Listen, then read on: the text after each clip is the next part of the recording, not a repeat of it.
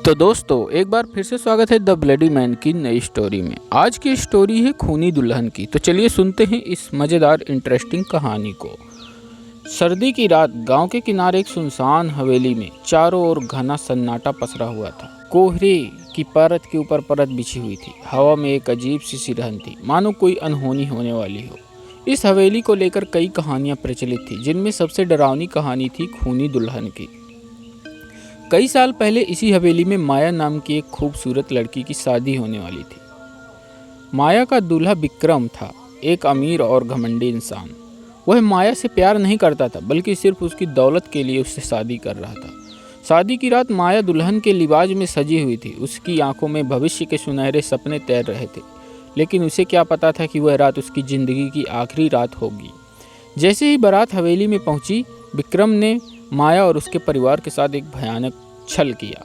उसने माया की सारी दौलत हड़पने की कोशिश की। जब माया ने इसका विरोध किया तो विक्रम ने उसे बेरहमी से मार डाला और उसे उसी हवेली के कुएं में फेंक दिया। उस रात माया की चीखें हवा में गूंज उठी, लेकिन किसी ने नहीं सुना। उसकी आत्मा आज भी उसी हवेली में भटकती है और हर साल उसी रात वह दुल्हन के लाल जोड़े में बाहर निकलती है, अपनी मौत का बदला लेने के लिए। एक बार की बात है, 4 दोस्त करण, राहुल, प्रिया और सीमा एक शर्त जीतने के लिए उस हवेली में गए।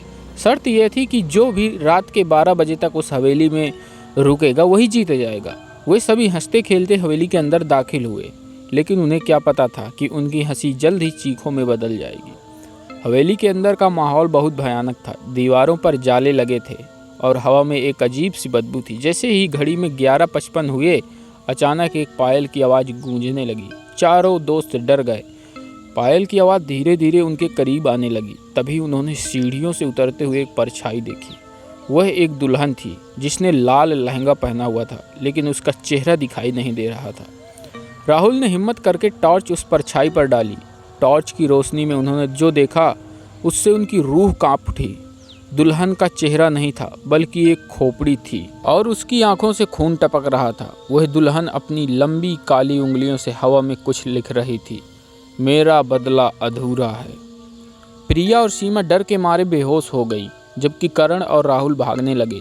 वो जैसे ही दरवाजे के पास पहुंचे तो उन्होंने देखा हवेली का मुख्य दरवाजा बंद था और उस पर खून से विक्रम लिखा हुआ था। तभी पीछे से एक ठंडी कांपती हुई आवाज़ आई, तुम में से विक्रम है क्या? जब उन्होंने पीछे मुड़कर देखा तो वह खूनी दुल्हन उनके ठीक पीछे खड़ी थी। उसकी आंखों में बदला लेने की आग थी। करण ने कहा, हम विक्रम नहीं हैं। खूनी दुल्हन ने एक भयानक हंसी के साथ कहा, तुम सब उनके दोस्त हो, तुम सब धोखेबाज हो। उसने अपनी उंगली से हवा में एक अदृश्य तलवार बनाई और चारों दोस्तों की तरफ बढ़ गई। चारों दोस्त जान बचाकर भागने लगे, लेकिन वो हवेली के बाहर नहीं निकल पाए। अगली सुबह गांव वालों ने हवेली के बाहर 400 देखे जो बुरी तरह से घायल थे। गांव वालों ने कहा, खूनी दुल्हन को जब भी अपने धोखेबाज पति जैसा इंसान दिखता है तो वह उसे मार देती है।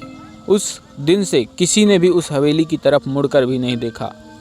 खूनी दुल्हन आज भी उस हवेली में अपनी मौत का बदला लेने के लिए भटकती है और उसकी पायल की खनक आज भी उस सुनसान हवेली में 12 बजे जरूर गूंजती है। तो दोस्तों स्टोरी कैसी लगी कमेंट सेक्शन में ज़रूर बताना और हमारे इस the bloody man YouTube channel को सब्सक्राइब कर लेना, क्योंकि हर शाम 7:30 बजे हम मिलते हैं यहाँ पर एक नए रोमांच के साथ।